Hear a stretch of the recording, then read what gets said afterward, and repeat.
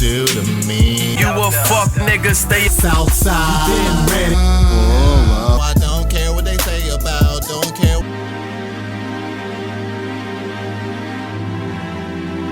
Where's my damn lighter? Hey, yo, what's good, you guys? It's Boomer and Jer watching Bali Star. Today, we're getting into the Boondocks, a hood masterpiece. Now, this is a video by a channel called Synsei. You feel me? He's gonna give his intake on the show. You know what I'm saying? Why it's a hood magnum opus. You feel me? So yeah, man, let's get straight on into it, man. Make sure to leave a like, support the video if you enjoyed, subscribe if you're new, so that we can join up with the all-star gang up in this thing. Hey, man, let's get straight on into it. Let's go. I am the stone that the builder refused. I am the intro, the inspiration. They made ladies say the blues. I'm the spark that makes your idea break. The same spark that makes what the fuck is you doing, bro? Man, I was singing the Boondocks intro to a bummy that said something. Alright, first off, stop playing with me before I smack the shit out you. But why are you singing the Boondocks intro, bro? And like, clearly you're not a real fan because you ain't even know the words. You talking about what is that? You sound like O'Malley. Well, first off, I might not know every word to the intro to Boondocks, but I do know a thing or two about Boondocks. Like, I do know that you need to back away from me because you're a little bit too close. I'm 6 feet away from you. We both vaccinated, and I'm still social distancing. What do you mean I'm close to you? Well, as my nigga Riley was saying. Bro, stop right there. I don't think you should say that. Because, it's 2022. The fans, I ain't trying to get canceled, and I'm definitely not trying to get demonetized. Ew, nigga, you get...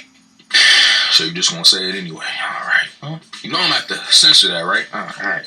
Long as you know. But, anyways, why are you listening to Boondocks, though? I'm still trying to get that answer out of you. Because I had an idea, because you know how your fans always like, yo, do a Boondocks video, And I'm like, alright, it's the last day of Black History Month. You know what I'm saying? Unfortunately, when this video comes out, it's going to be March. But at least, the thought that counts. You feel me? It was the 28th when we recorded it. So, it is what it is. A Boondocks video. Huh. You know what? You was a dripless ass. You smell a little bit funny. You got 6 toes on your right foot, and they called you peg leg because of your limp in school. But you wanted something. Yeah. You wanted something. Boondocks is a black culture classic. Now, I'm not going to lie, I make fun of a lot of the series that I talk about on this channel. And I'm not going to change that. I'm still going to have fun when I talk about this series in particular. However, it's going to be a little bit different because this is an important series. An important series for me and for all the rest of us black folk out there. Because what these people did by pressing the line each week and pushing the boundaries, it changed a lot of things in the world. And yeah, we might not be able to make the same jokes nowadays, but this series standing the test of time is a testament to how things used to be, how comedy was so open-ended, and how much fun we used to have before cancel culture and everything came and changed the game. So today we're talking about Boondocks, a masterclass of a series, and something that will never, in my opinion, be surpassed. Sit down, strap in, you know what I'm saying, get your snacks and all that, because I'm about to take y'all on a journey into one of my favorite series. Also subscribe and turn on post notifications, or you're a bitch, and I know you don't want to be a bitch, you feel me? Would Riley hang out with you if he was a bitch? Nah, he wouldn't. So go ahead and hit that subscribe button and hit that bell, you feel me? Just like I hate your girl, nigga. You feel me? Let's get it! Alright, y'all, you can see from that. No, let's not bypass that like you said what you said. Nah, he wouldn't. So go ahead and hit that subscribe button and hit that bell, you feel me? Just like I hate your girl, nigga. You feel me? Let's get it! Alright, y'all, as you can see from the intro, we're here to talk about a very special series today, bro. A series that is near and dear to my heart because I remember like it was yesterday, man. November 6, 2005 was the day that Boondocks was released, bro. And this show, I had no idea how much of an impact that it I remember reading it in the Sunday comic strips, you know what I'm saying? With Garfield and, what was her name? Oh, that one dog, Marmaduke and shit, you know what I'm saying? I remember reading it, like, most of it, I don't know.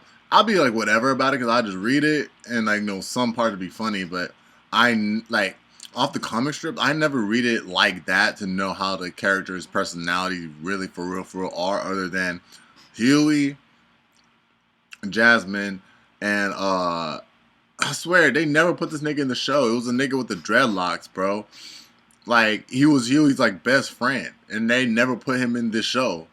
I always thought that was weird when the show was just coming out. I was like, where's his fucking dreadhead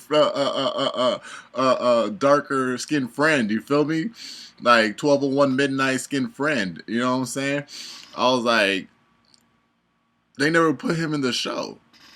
I thought that shit was mad crazy back then, man. Just when this show was just coming out, man. He was pretty funny too. Shit. On our culture. Like, this show changed the game, bro. This was a show that I look forward to every single week. And every week they press the envelope more and more. Like, some of the stuff they did in the show, I'm like, how did 4 seasons of this come out? Like, okay, to be fair, the 4th season was a lot more milder and it was kind of mid compared to the other 3 seasons. Nah, because that's when, I think that's when Aaron McGruder left. The author. I think that's when he left. Try to reboot it too, man. RIP to the great ones. If you know, you know. That's neither near nor there. What's important is that the first 3 seasons were classics. 10 out of 10s. You knew that this series was going to be crazy, bro. The intro to this series was called Garden Party, right? And you're probably looking at the title like, okay, Garden Party, like, what is this documentary about a grass-type gym leader? Like, what do you mean Garden Party, bro? This man, Huey Freeman, got up in front of a bunch of white people at this fancy-ass party, a garden party, and he says Jesus was black, Ronald Reagan is the devil, and the government was lying about 9/11. Oh my God, bro, in the first episode! I'm trying to explain to you that Ronald Reagan was the devil. Ronald Wilson Reagan? Nah, I'm still thinking, was this before or after Kanye's rant about George Bush? Did this come out before or after that? If his name has 6 letters, 666, man, doesn't that offend you? I love this kid. I don't even know if I can say that, bro, on this video, bro. I might get demonetized for saying that, and I don't care, bro. You know what's crazy about that part right there? About all that happening is like now I'm watching this one show called This Fool, and it's crazy because it's like it's based out in L.A. You know, Mexican dude works at adoption center. You know what I'm saying? Him and his crew try to get money for the center. So it's like they overheard this one. I guess he was like a billionaire. He was like a billionaire's son. Like was like just giving away money to charities because you know he wants to feel selfless for once in his life. So it's like they happen to meet up with them. You know, they sit down, like, you know, have a dinner, you know what I'm saying, and just, like, go over, you know, going all that. Well, first, of course, Billionaire's son goes down to his, not an adoption center. It's like a, it was a homeless shelter. It was a homeless shelter. No. It was a shelter for gang members to change their lives and become normal citizen. You know what I'm saying? Yeah, so it's like they want to help. They called it Hugs Not Thugs, you feel me? And it's like for gang members to get therapy and all that, you know what I'm saying? Like, yeah, all that. So it's like, you know, the billionaire's son goes there to see if he wants to donate his money into that, you know what I'm saying? And it's like when they were going over dinner and like, you know, negotiations, when they were going over dinner negotiations and stuff, they was like, okay, you know, billionaire's son and his wife, might I add, was like, okay, yeah, like we're convinced about pouring our money into this and all that. We'll you know what I'm saying? It's like, oh no, before that, because like, okay, so the Mexican dude, the main character dude, you know, the Mexican dude, his boss of that shelter, you know, the guy who owns the shelter, he basically, like, he does not like rich people, like, at all. You know what I'm saying? Like, so that, you know, thinks that they're too self-entitled, all that type shit. You know what I'm saying? Pompous, all that shit that we, you know, that is the general thought of the rich. You know what I'm saying?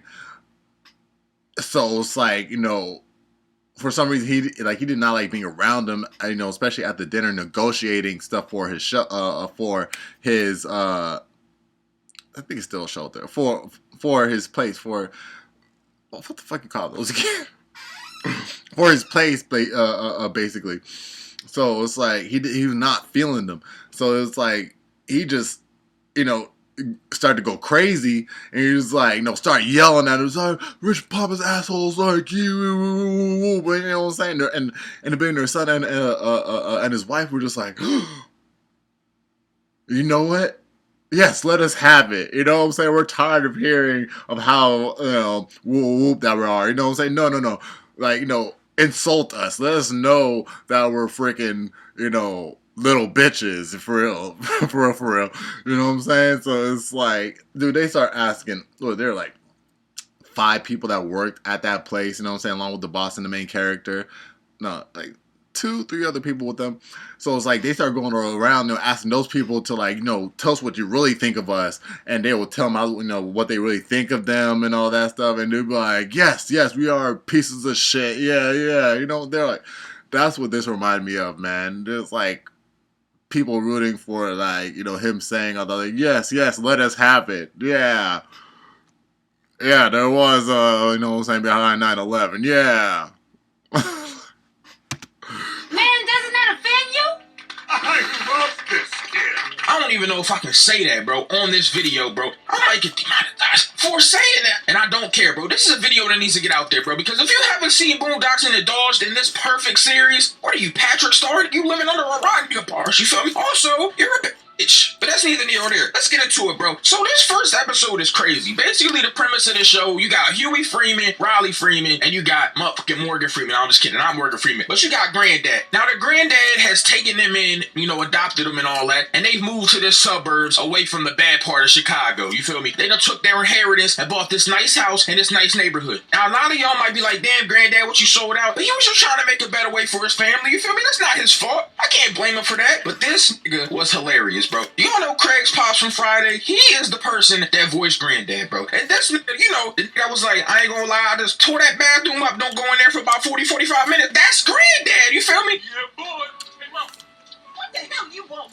There's a bunch of Friday references in this show, by the way. It's perfect. I ain't even gonna lie to you, bro. But the beginning of the show was so goddamn real because it showed the dichotomy between this granddad and his 2 grandchildren, you feel me? And how old people are, bro. Because they'll beat your ass whenever they feel like it. You know what I'm saying? No matter what you do, if it's something that is against their rules in the crib, they might beat the shit out of you. I'm gonna keep it all the way clean. And that's what happened, bro. Because these little niggas done drink the orange juice, bro. This motherfucker granddad done walk down to the kitchen. He gonna get the orange juice, get his daily dose of OJ, you feel me? Not to be confused with OJ Simpson. I'm talking about orange juice, you feel me? Pop and all that. He gonna drink it. That's just a little bit of drop in there. He mad as hell, so we start smacking him up. And instead of these kids reacting and being like, I didn't do it, Granddad, this man Riley comes out of his mouth and shows me why he is, in my opinion, the funniest and one of my favorite characters in the show. Granddad goes, any one of y'all want to explain this? And this man Riley looks at his half-naked granddad in his kitchen. And he's like, what?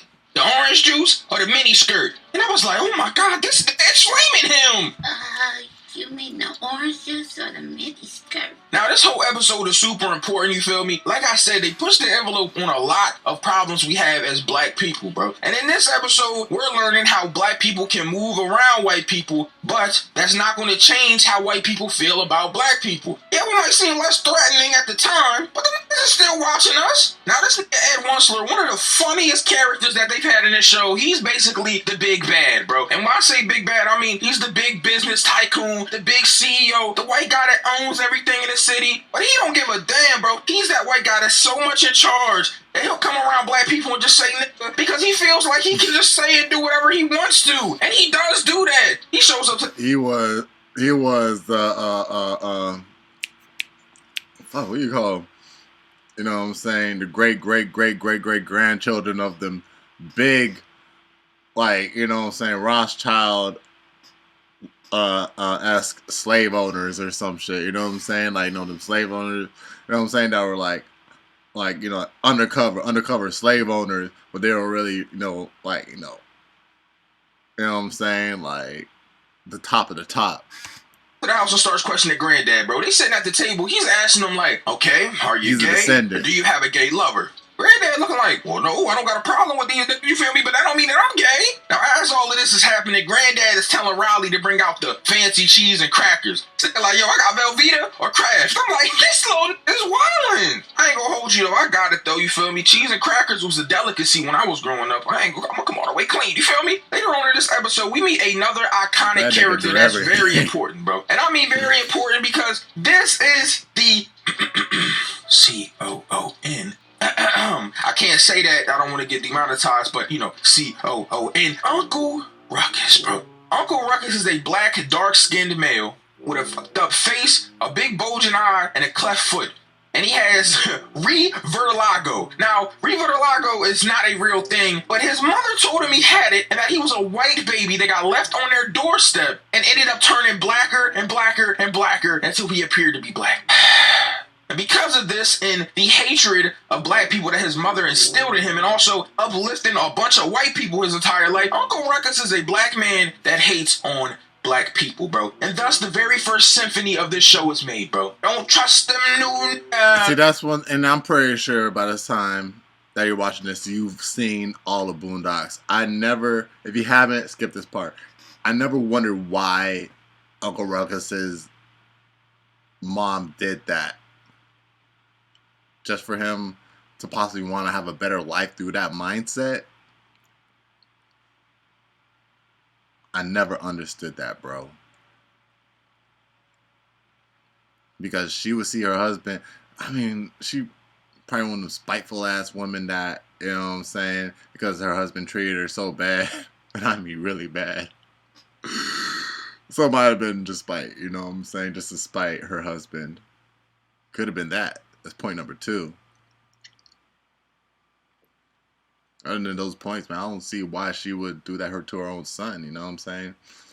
After seeing her husband, like, you know, I'm pretty sure she would know about the jobs that he would take. You know what I'm saying? I'm pretty sure most of y'all seen that episode. Again, I say, I'm pretty sure she would know about it. But if not, I have no idea. That's over there. Don't touch them new niggas over there. Any of this show is made, bro. Don't trust them new niggas over there. Don't touch them new niggas over there. Leaving they nigga essence in the air. This man, Uncle Ruckus, is at this garden party that they was at Onceler's house singing this song. Also, Ruckus is one of those guys that he just got all the jobs in the show. Like, this nigga got like 48,000 jobs. Like, goddamn, every time you see this nigga, bro, he got a new job. We also meet Ed Onceler. I hope he shows that part, you know what I'm saying, where his dad comes to visit him, bro, where Uncle Ruckus' family comes to visit him, bro. What his dad said about that shit.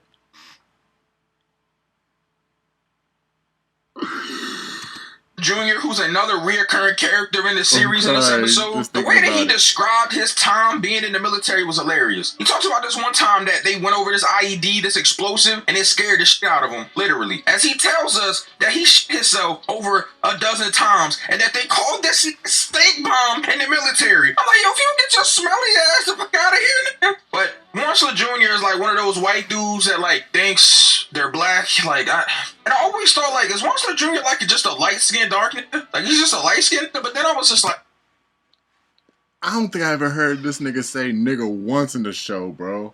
These are the niggas I F with, but because this nigga was so crazy, I wouldn't really F with him like that, because this nigga would be doing nigga shit to the deaths, my nigga. I'm talking about this nigga be robbing niggas, killing niggas. This was definitely a light-skinned nigga from Chicago, from the south side of Chicago, my nigga. And it's like, but it's like,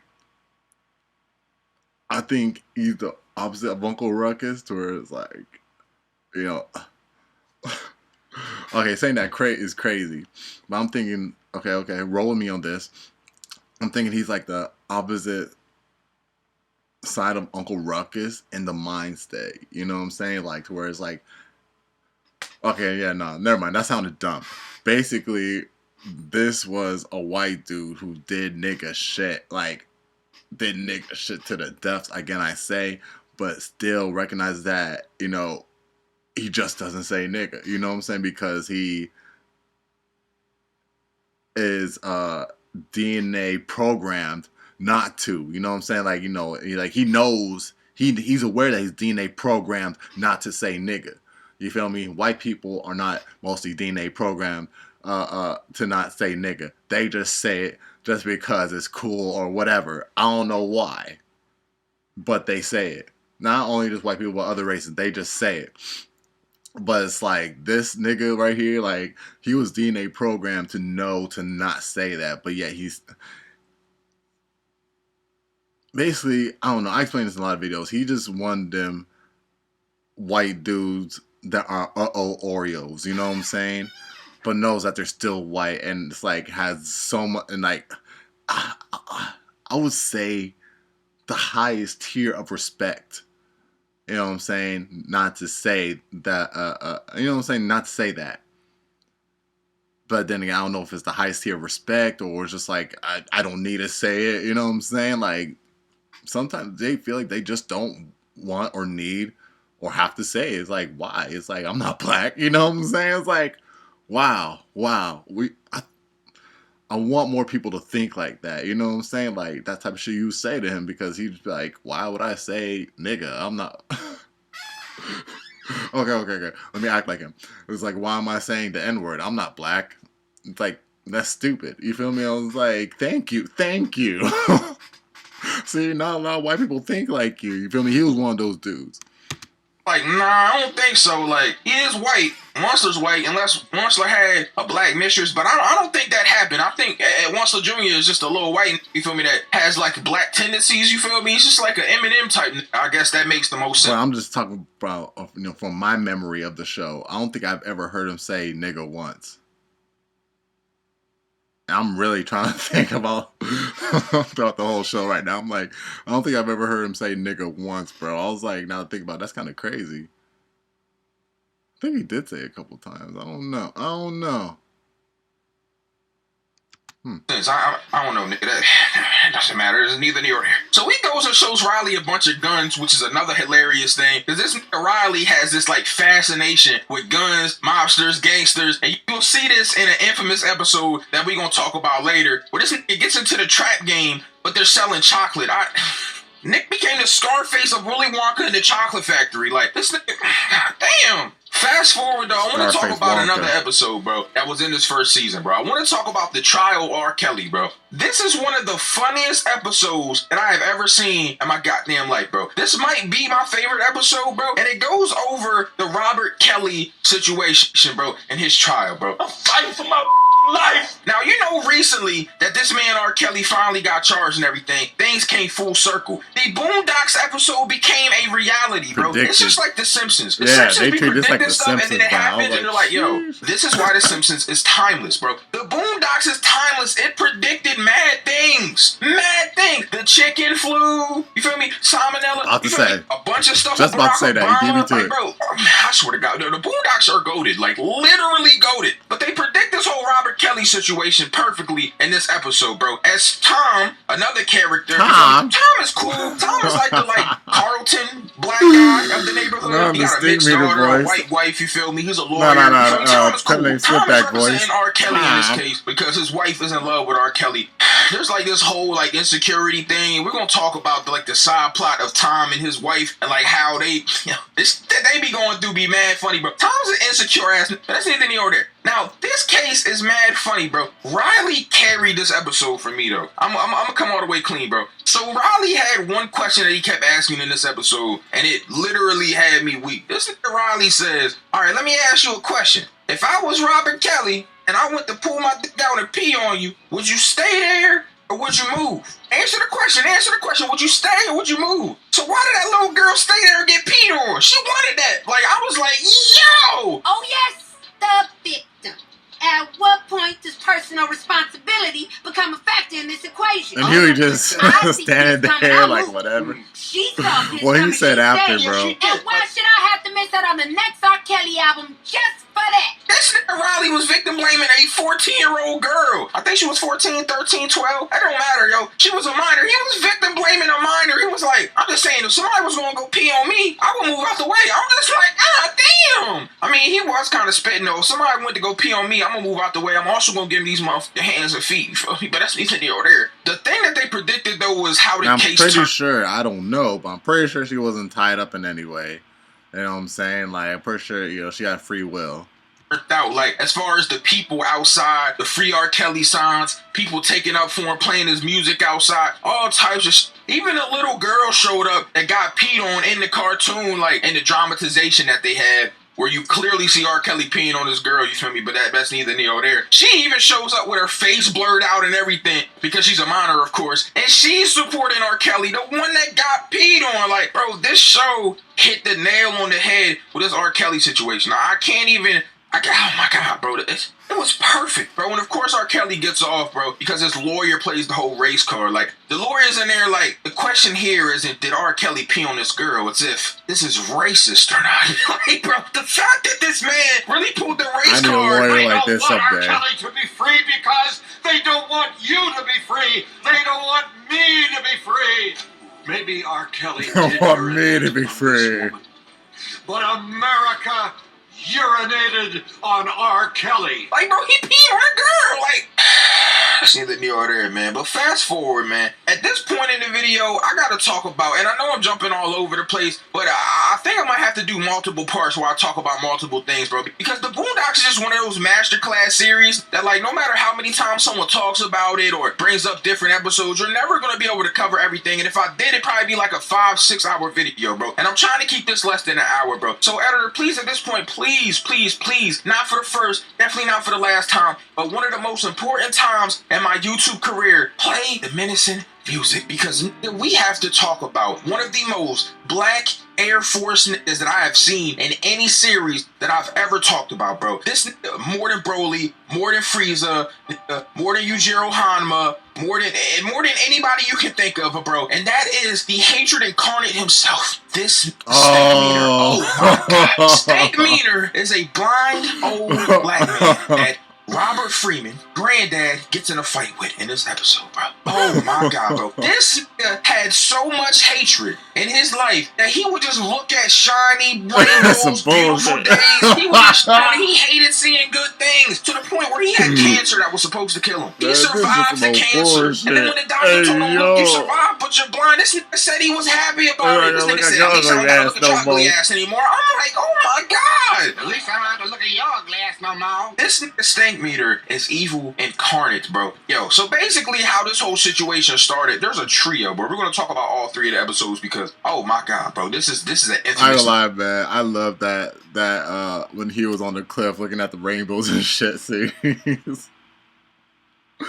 I just wanted to say, I don't know why, man. I just loved, like, that was one of my most favorite Stank Meter parts, bro. Just looking at something very beautiful, it's like, man, that's just some more bullshit. Like, I just want to do that just for, you know what I'm saying, just see what happened, man. Like, just be like a group of white people, just look like at the beautiful sunset on the beach or something, you know what I'm saying? Like, you know what I'm saying, beach party or some shit. And it's like, you know, everybody just quiet, just looking at the sunset. I'll just be like, man, this just some more bullshit. I just want to say that while everything is like, I don't know, I won't say dead quiet, but it's like, you know, everybody, and like, you know, everybody just enjoying the scenery or some shit, man. I want to do that someday, or for some type of setting like that. This nigga gets a It's whole not segment, bro. This is beautiful. one of the I best just wanna characters say that they that. did in this show, bro. Barred none. It's not even close. I'm not talking about the fourth part in the fourth season because that was stupid. There was a clone of him. That's dumb. I'm not talking about it for that. But Granddad goes to the mall, bro. Him, Huey, Riley. That's when we get the next song installment in our series. New shoes, new shoes, new shoes, new shoes. Listen up, boys. I'm about to sing the new shoe song. New shoes, new shoes. You feel me? He got some new shoes. And you know how it is. I know, every time I get new shoes, like after I saw that episode way back then, every time I buy new shoes, I'll sing that song either in my mind or like, you know, when I'm walking out the store or out the mall or some shit, you feel me? I'm like, new shoes. Some new shoes, bro. Niggas be feeling like they on top of the world. Like, nigga, you feel like you just got a fresh haircut at a pristine barber when you get the new shoes, bro. It feels like you fresh out the shower, baby powder on, lotioned up. Like, you feel like a new man, bro. Like, when you get new shoes, especially when you get like the all-white G Fazos, the uncreased Jones. Oh my God. Crazy how the names for it change over time, bro. We just call them forces. I'm pretty sure a lot of people still call them forces, you know what I'm saying? It's like Phazos. I had to look at what the fuck that was. I was like, nigga, forces? You feel like you that nigga. But when somebody steps on your motherfucking shoes, oh my God, it's a problem. A big problem. And it causes a moment. A moment in your life where everything changes for an instant, where you're caught in a cycle of hatred that you can't get out of. was something special that Stank Meter caused in this show. It was called the nigga moment. The nigga moment is a moment where two black individuals get in a moment that they are ready to fucking scrap. A moment of hatred, a moment of disrespect, a moment Just that they unleashed can't all even get in out one of. They go on to explain in this that moment. white people don't get into moments because they have an epiphany. As soon as they get into it with a black dude or anybody, they're like, I don't need to do this. I'm white. And it's really sad that they were so spot on with this because nigga moments are real. They happen every day. Oh, yeah. I have nigga moments almost. I had a nigga moment today. On the last day of Black History Month, I be having nigga moments. Or I go on Twitter. Nigga moment, bro. I get up in the morning, somebody making me mad, me and them going back and forth, you feel me? There it is. I go out, I gotta go pay some bills. I get in line, bro. Somebody cut me off in line when I'm going to get a money order to pay my I'm rent. embarrassed to Nigga moment. say I go to mine. the grocery store. I'm in the line. Somebody got 3,000 things in their cart and the 20 items or less aisle. Nigga moment. Bro, nigga moments happen all the time. It was spot on with this. Granddad parked in this spot. It was a handicap spot, so we probably shouldn't have parked there. Stank Meter comes through and he hits Granddad's car and he's like, wait a minute, nigga. There shouldn't be nobody in my spot. And he backs up and hits the car, backs up, hits the car over and over and over again, hitting these out of Granddad's car. It didn't matter because Granddad's car got pimped out later on some exhibits. You feel me? Pimp my ride and all that, but that's neither near there. He Granddad's car up. And, you know, Granddad realized he was blind halfway through their argument, and Stank Meter's like, yeah, nigga. Yeah, I'm blind, nigga. Like, the way that he accentuated nigga, bro. And I'm going to have to, like, censor a lot of things. But for this part, I'm going to let my editor put the clips in where he says, Nick, bro, because y'all have to hear it, bro. Like the way that this show accentuated those, bro, that shit. Yes, blood. You got a problem with that, nigga? I ain't gonna lie, bro. So he's talking crazy to Granddad. I'm going to put that clip in, too, for y'all, bro. You better have insurance. Nigga, you better have insurance. Ass whooping insurance. And you about to pay a deductible. Just like that. Deductible. In a moment. I'm gonna put clips all throughout this so y'all can actually see these moments, bro. Because like, bro, I can't just like I am a funny nigga, bro. I ain't gonna lie to y'all. But like I said, this video is so different because this show is already funny. I don't have to like spruce it up. I can't spruce this up. It's already peak. I just have to show you all these clips that I'm talking about. It's ridiculous. Anyways, they get in a moment not because of the car I smell situation, new but because shoes. this is the Stank Meter. Granddad's new shoes, new shoes. He scuffed them.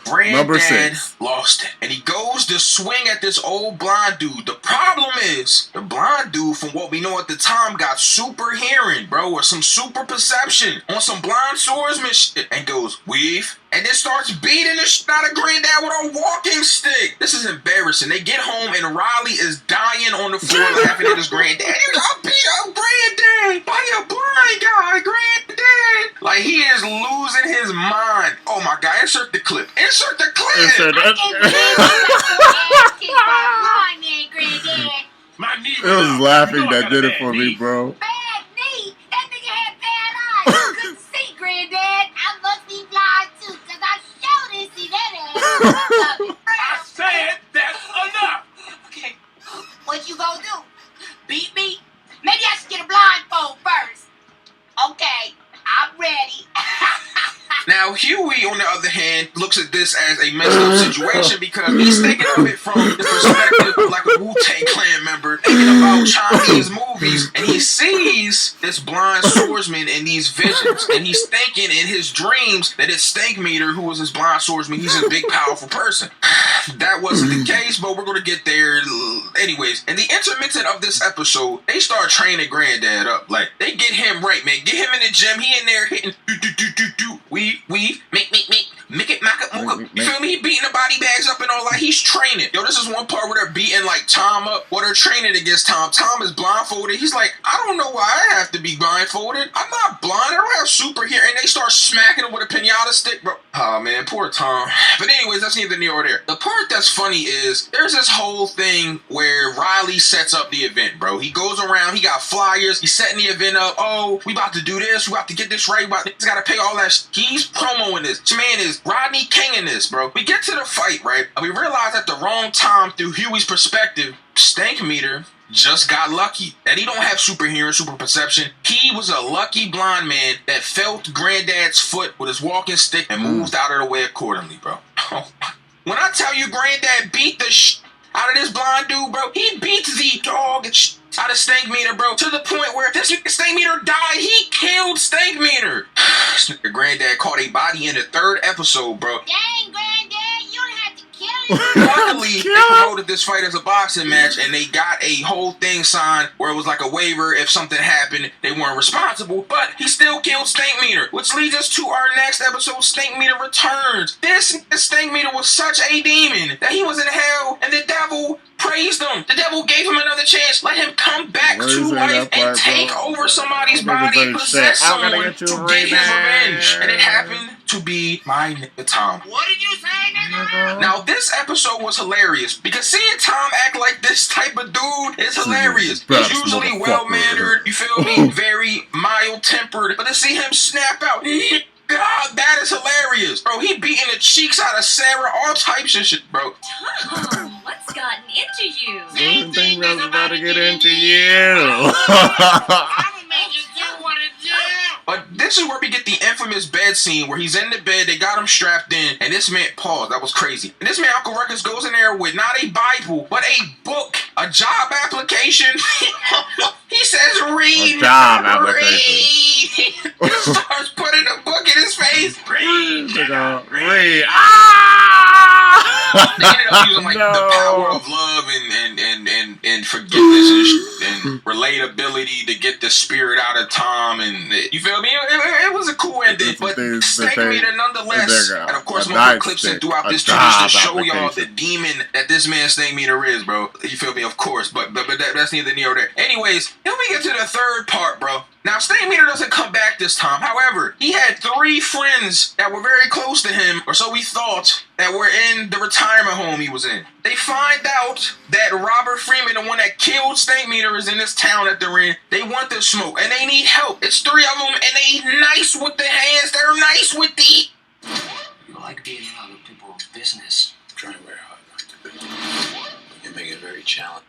Ease. I put my hands up for y'all that can't see me. But anyways, so they hire Bushido Brown, bro, to help fight, bro. Now, I'm not gonna lie, Bushido Brown was getting with these niggas. Townsy, insert the clips. Insert the clips, please. Come on, boy. Come on. I ain't scared of you.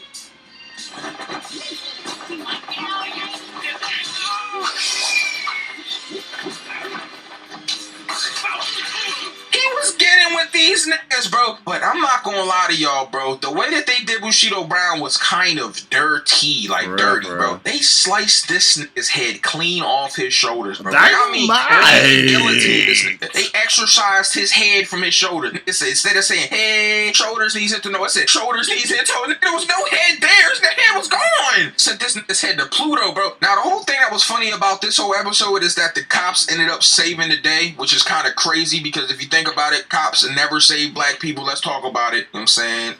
You talking about Blue Lives Matter. Okay. I ain't gonna get political on y'all. You feel me? Oh, You know it's a nigga moment. So You know there's only one solution for that. You feel me? I do not fuck with 12. Anyways, the cops show up, things happen, but we find out the funniest shit about this is that they didn't even do this because of Stank Meter's death. They said we were gonna do this to a random person anyway. We just like doing bad things. We like doing bad things. I can't wait till I get to the part where I can talk about Hennessy. Well, I smoke anyways, I'm getting ahead of myself. All in all, though, this Stank Meter is one of the most black Air Force niggas that I've ever seen in my goddamn life. Like, by far, bar none, he makes other niggas look regular. Like, regular, bro. This nigga's a fucking demon, bro. I swear to God, he's a demon, bro. Like, stop playing with this shit, man.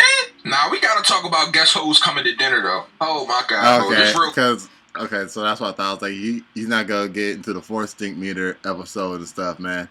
If y'all have not seen that, I mean, that made Boondocks in years. I'm pretty sure y'all seen the 4th season where Stank Meter gets cloned and shit. Hey, yo, that episode, man. I need to go back and watch it. I only saw it like 2 times. You feel me? Like all these other episodes, I saw way more than the 4th Stank Meter episode.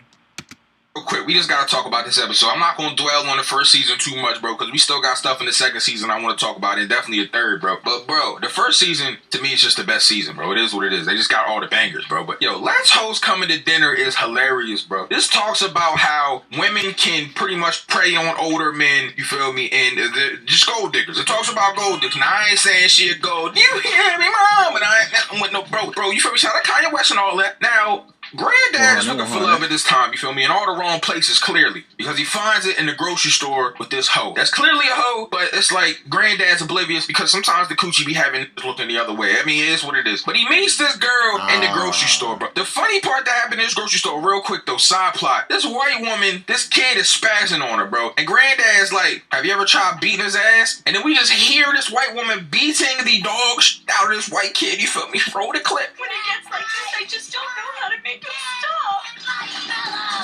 Have you ever tried beating his ass? Or then prefer timeout all the time. Well,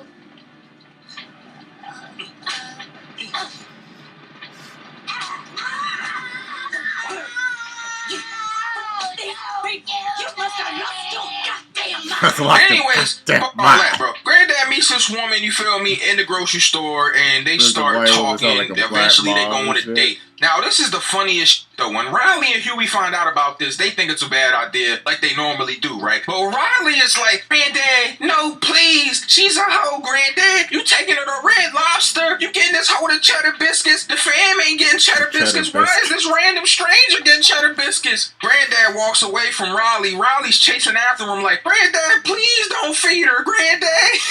Just don't feed her, Sam ain't eating cheddar biscuits, but this random broad is eating cheddar biscuits. Don't do it, Granddad! Don't feed her! Come on now, stop. Get off my leg. Don't feed her! Let Don't me try to get pull her. me back. Biscuits! Hell, No! Yo, I ain't gonna lie, bro. I cried for like 5 minutes watching this episode, but I had to bring it back like 3 times. Like, Granddad, please don't feed her, Granddad. The thing that's important, though, man. Yo, that's a quotable for real. Don't feed her. Is game recognized game, and you don't look familiar right now, Granddad. Your granddaddy recognized game. Game recognized game, and you looking kinda unfamiliar right now. I can't. Where's Granddad? Can I help you, sir? Granddad learns a valuable lesson in this motherfucking episode, though, man. Stop putting your love and money into these hoes, man. That's why I ended up fucking the 4th season, but man, we jumping ahead. Like I said, I'm not talking about the 4th season. That's just a travesty. You feel me? We don't talk about season 4 of, you know what I'm saying, Boondocks. We don't talk about season 8 of Game of Thrones. You feel me? We don't talk about season 2 of Promised Neverland. It's just certain things we don't talk about. Anyways, fuck all that, though. Granddad learned, though, man, you can't be out here trusting these hoes, man. We also made a funny-ass character, a pimp named Slickback, who was voiced by Cat Williams. Like, round of applause for my nigga Cat Williams before he lost his mind and got beat up by, you know, a kid. But, you know, y'all remember when Cat Williams got beat up by a kid? But anyways, man, bro, like, a pimp named Slickback, and you gotta say a pimp the name. You feel me? A pimp the name Slickback. Now, there's some other fire-ass episodes in this first season, but again, I don't have all the time to talk about them. Now, one of my favorites is the Itis episode, bro, where Granddad and Ed Wunsler opened up the restaurant, and they got niggas in there sleeping in beds after they eat because the food is putting them out. Motherfucker Huey trying to tell these people, like, bro, eat healthy. We got motherfucking fiends across the street fiending for these motherfucking cheeseburgers. Niggas making cheeseburgers in between donuts. They thought Riley died, had a heart I think attack. Taco Bell announced that they making chicken sandwiches, some with chicken now. I don't say fried chicken or chicken sandwiches or some shit like that now. After getting gastric bypass, like, that was a crazy episode, bro. Like what the this is funny as hell. But yo, can we talk about my man Thugnificent for a minute? The GOAT. We gotta talk about Thugnificent, bro. Thugnificent gets introduced in an episode, bro, and it was like an MTV documentary series on Thugnificent. You feel me? We got Free, bro. Bro, we ain't got the ass of Sway. We got my man Sway, bro. He's talking to this man Thugnificent, walking through his town, walking through his city and bro, they got a gate around the city. They talking about we don't got cops and bro. Thugnificent's story is mad funny, bro. Typical rapper moves into big white neighborhood, bro, and Granddad maddish, bro. Bitter ass old dude. Oh, yeah? Well, fuck you, old ass nigga. Stop hating and get money, my nigga. So Granddad mad because everybody loves Thugnificent. All the white white people, of course, are fetishizing them. Riley is like, you feel me, trying not to dick eat a little bit, you feel me? But he also is trying to dick eat without dick eating, you feel me? He's like, I don't want to dick ride granddad, you know what I'm saying? Maybe I could just go say what's up to him. Man, I want to go over there. I don't want to. Nowadays they call it glazing. Would that be dick riding? You think? But they still say Go that. over there. Huey and Riley end up going to this party and shit. And like Huey kind of warms up to him over time, but Granddad is not like him, bro. Granddad ends up making a diss song towards him. Like, oh my God, bro. Old punk ass Nicholson never went to high school. That's why he's a mother fool.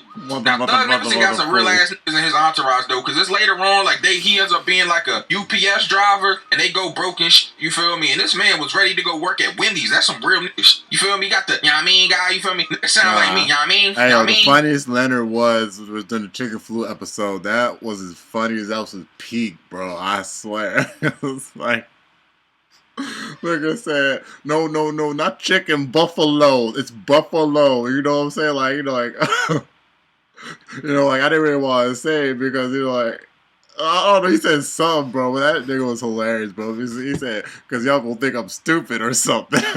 Like, you feel me? Like, yeah, everything cool, you know what I mean? Like, it's really cool, but you know what I mean? Like, yo, play the, you know what I mean, clip, yo. Word. Oh, yeah, man. You know, it's good shit, homie. Word, you know what I mean? You know that reading shit, you know what I mean? It's hard, son. Word, you know what I mean? Word, you know what I mean? Especially when them books be, you know what I mean? Thick and heavy, like, you know what I mean?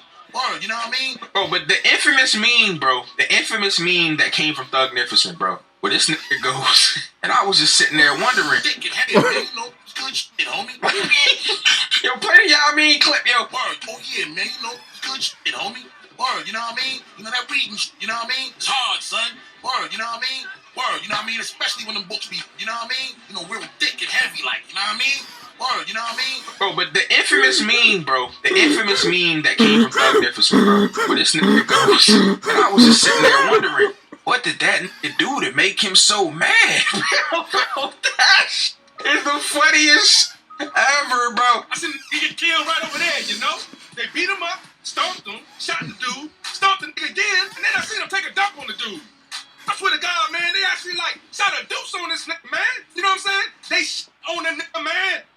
And I started thinking to myself, man, what did he do to make them that mad? Oh my God, bro. So many memes came from fucking Boondocks, bro. Literally memes that we still use today, bro. This is a modern classic. Like, oh my God, bro. I can't believe this shit, bro. I can't believe how unwritten perfect this nigga moment. show is, bro. Damn, it's perfect. Niggas that mad. All right, but on to season 2, bro. Let's talk about the Usher episode, bro. Usher. This nigga Tom, bro, is so insecure, bro. This is not the first or last time it happened. It happened with Chris Fleazy, too, later on, who was, you know, Chris Brown. You feel me? But anyways, this man, Tom, is going through it with Sarah, bro. Sarah is into Usher, bro. Ends up going out on a date with this, all types of shit, bro. It's crazy. He finds out from a MySpace account, bro. He also gets lessons from a pimp. Crazy because at the time I'm watching this actually came into play, too. Usher serenading, like, you know, people's significant others, you know what I'm saying, women of that, you know what I'm saying, some shit happening, bro. It's crazy, bro. Like, this is slowly becoming like the Black Simpsons, I said, you know what I'm saying, I would say. Name Slickback and gets beat the up by Sweetest Taboo, bro. Sweetest Taboo, you are in rare form. Like, oh my God. Bro, this man Tom was down bad in this episode, though, bro. He's even singing Usher's song, bro, in the house, bro. And he gets done singing it like, shut the fuck up, Tom. Bro. Hey, Tom, shut the fuck up. Wow. Tom, shut the fuck up. I ain't gonna lie, bro. If you haven't seen Boondocks, yo, go watch Boondocks. Literally, bro. Like, why are you on this video when you haven't seen it? Like, literally, I might smash you, bro. I'm gonna come on with another infamous meme that came from this episode, though, man. Tom and Sarah out to dinner, bro. They have an argument about Usher and all that shit, bro. And this is where the waiter says, well, let us jab in the meat. Like that shit happened to me, though. Oh God, you know every nigga would say that shit. Still youths today in conversations, bro. Like, come on, bro. Like, oh my Oh, God. Yo, I ain't gonna lie, though. One more episode that we gotta talk about, though, bro. Oh, my God. Because we already talked about some of my other favorite things. The Gangsta Alicia story, him, you know, them going broke, and being UPS driver, all that shit, you feel me? We gotta talk about the attack of the killer Kung Fu Wolf, bitch, bro. Once again, Granddad is finding and trying to find love in all the wrong places, bro. You say I don't look like my picture? I'm saying you probably never look like this damn picture. This ain't you! So is that all you care about is looks? Yes. And he meets and this they crazy. go on saying the And I first mean, date. it's insane ass bitch, Some bro. catfish. Oh my God, bro. Well, I won't say This catfish, bitch but is crazy. yeah, This Kung bitches that Fu only look ass at pictures bitch. on So dates. she comes to dinner, bro. They sitting at the table, bro. Her and Riley start getting into this conversation about the kumite, bro. Every time you say the kumite, you hear this little whoo, like a ninja noise. You feel me? Well, I do a lot of martial arts. Not exactly kickboxing, but it's kind of similar. It's called White Buddhist Kung Fu. I do a little Taibo myself. Have you heard of the kumite? Did you say kumite? Her looks every time she would say shit What's a like that. kumite? So they have this whole conversation, bro. They end up scrapping, bro, a friendly sparring match, and they end up fighting each other in this fucking house, bro. What about a friendly sparring match? That sounds perfect.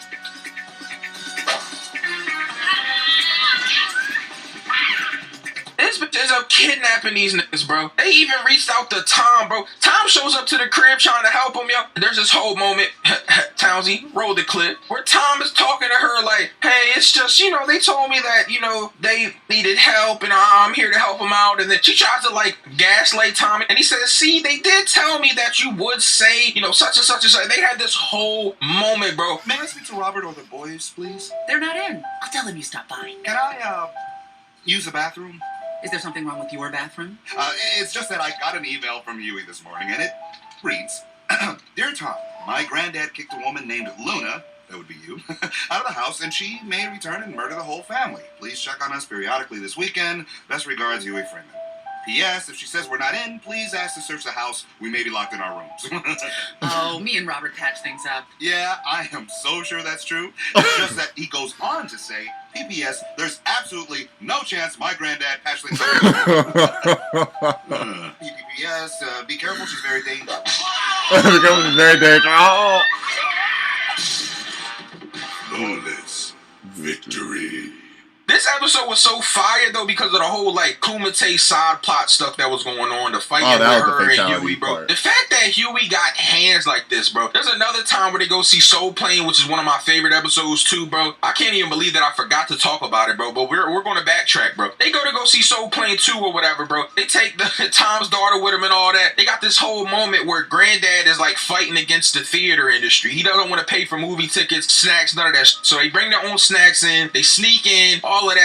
They're watching this movie, bro, and this man Huey gets in a fight. Hold on, before we get to that, Huey sits down next to Riley, bro. And this is what I was talking about in the intro. This nigga Riley scoots over because Huey sat next to him. He says, ew, you get... I laughed for 20 minutes when I first seen this as a kid, bro.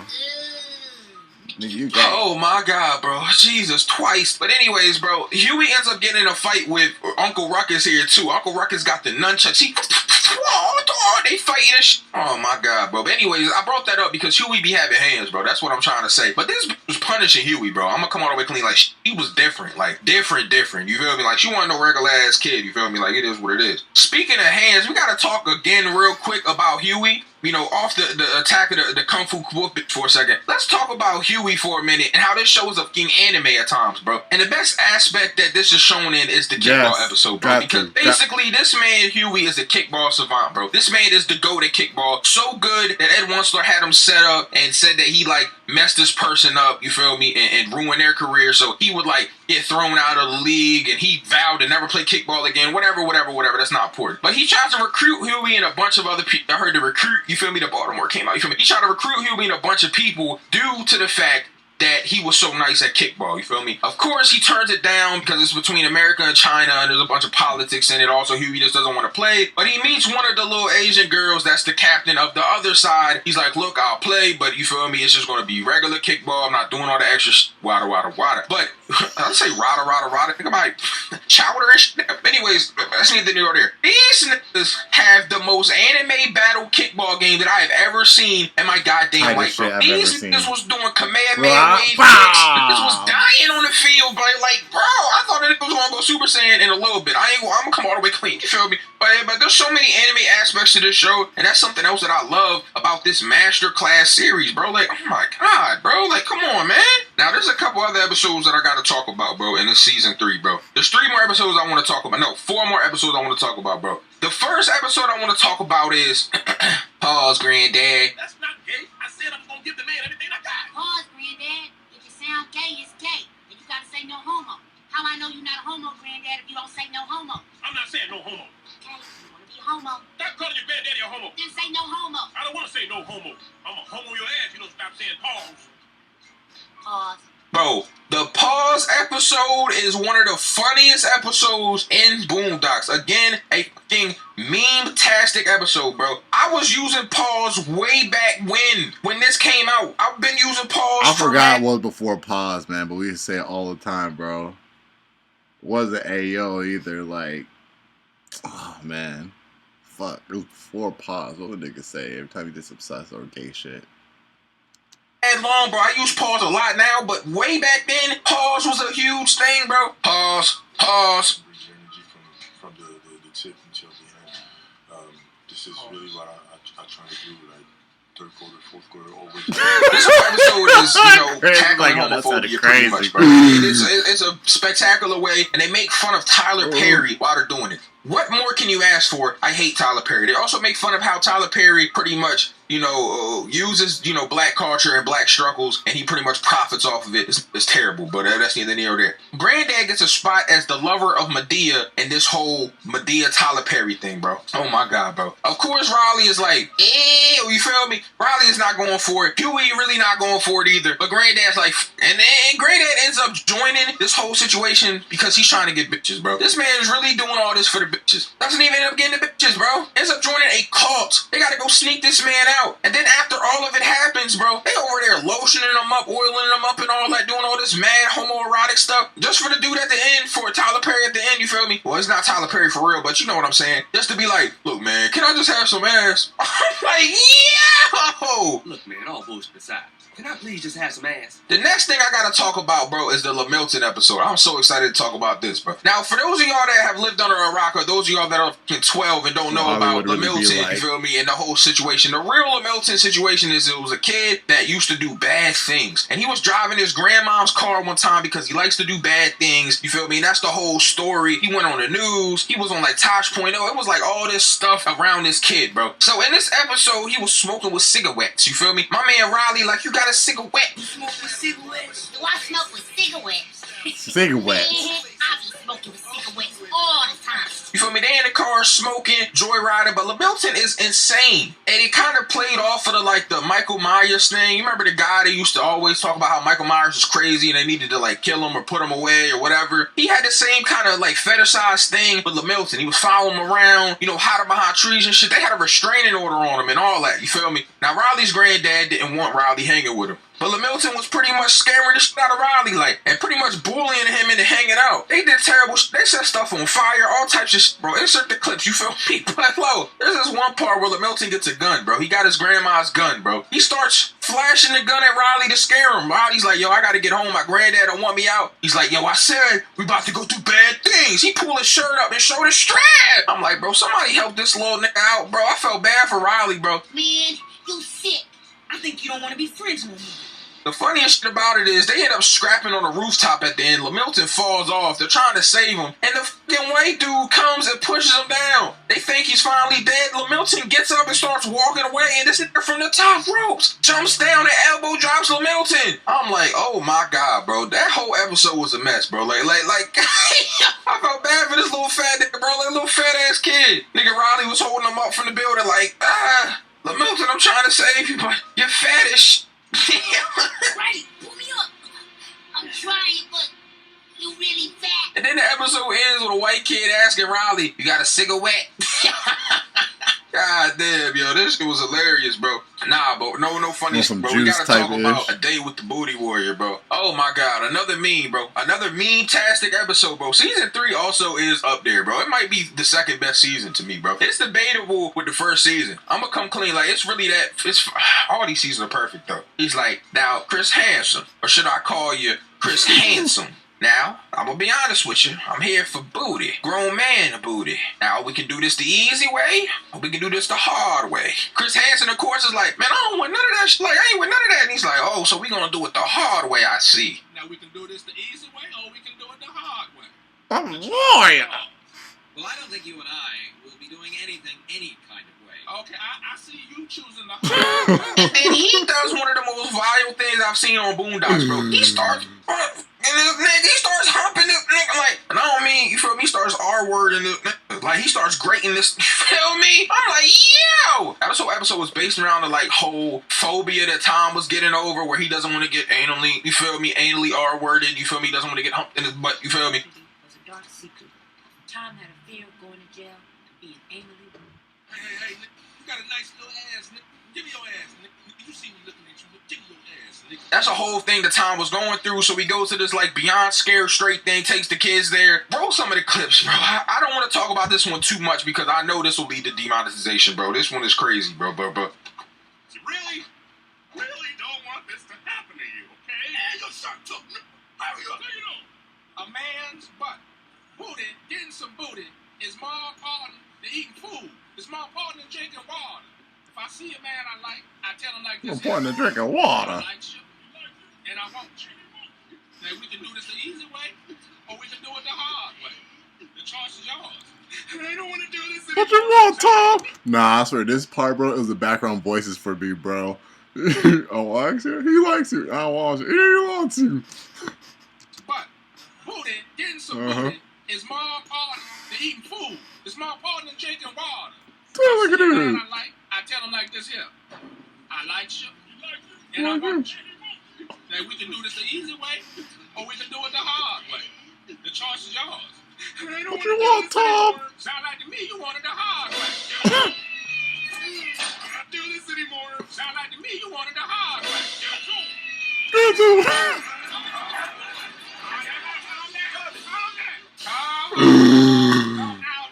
Oh my god.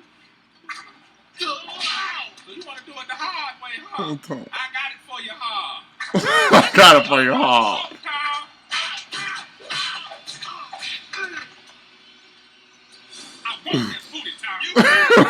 But last and not least, bro, we gotta talk about the fundraiser episode. This is what I was talking about earlier. This man Riley, bro. Oh my god, bro. This nigga Riley became the Scarface of Willy Wonka and the Chocolate Factory, literally. He found out that the school was doing a fundraiser, but they were keeping all of the money, basically, and you get these stupid-ass prizes. His mindset was, alright, well, what if we do the same thing and sell chocolate, but we keep the bread? We don't give it to charity. You feel me? We're the charity. You feel me? That was his mindset. Now, of course, Tom's daughter was in on it. She ain't really want no parts of it until, you know, he manipulated her. It was like, oh, we're just giving it to charity.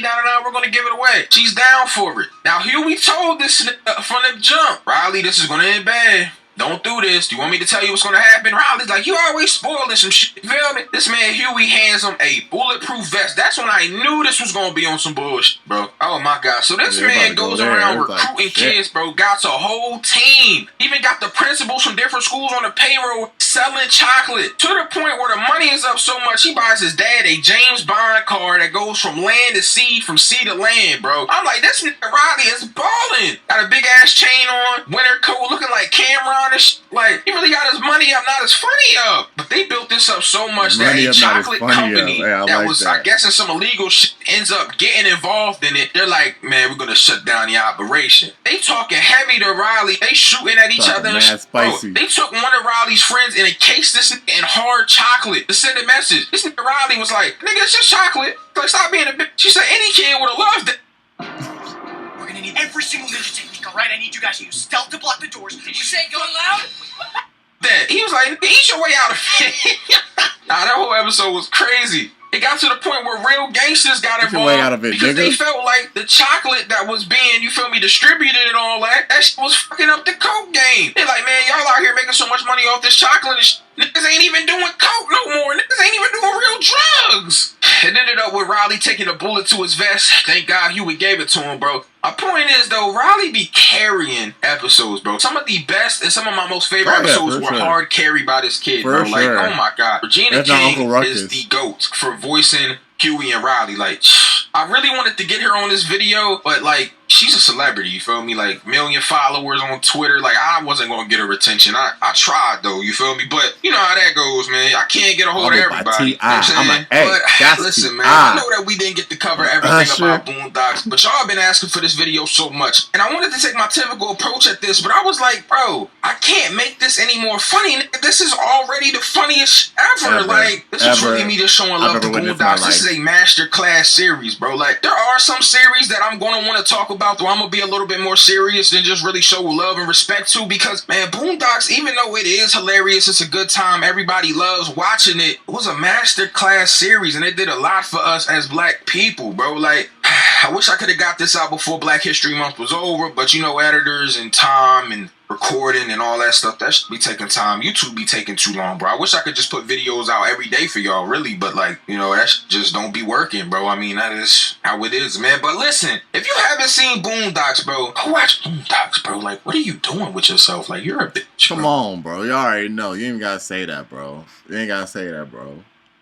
Like, you're they weird. should already know. You're weird as shit. Like, what are you talking about? But also, make sure you subscribe, bro, because this video long as bro. This probably it's gonna be like a 40. So, nigga, ain't no way people watching this video if they have not seen the Boondocks. You feel me? Like, people watch this and not seen the Boondocks. Like, nigga, why you here? All right, you guys. So that was a channel called Synsei. You feel me? Yeah, I'm gonna subscribe to bro. This nigga hella bombity, you know what I'm saying? On this video, the Boondocks, a hood masterpiece. You feel me? I mean, need I say more? Nigga, say less. You feel me? Like, you see me do these Boondocks clips. You know what I'm saying? You already know, man. But y'all let me know your thoughts about the video down in the comment section down below. You already know it's Boomer, and you're watching Bali Star, man. Make sure to leave a like, just below the video if you enjoyed it. Subscribe if you're new, so that we can join up with the all-star gang up in this thing. Hey, man, brand new album, The Cursed Blessing Deluxe. It's outside. It's out here for real, man. So go cop that. It's actually right here. I don't know what to do. I just want you to come to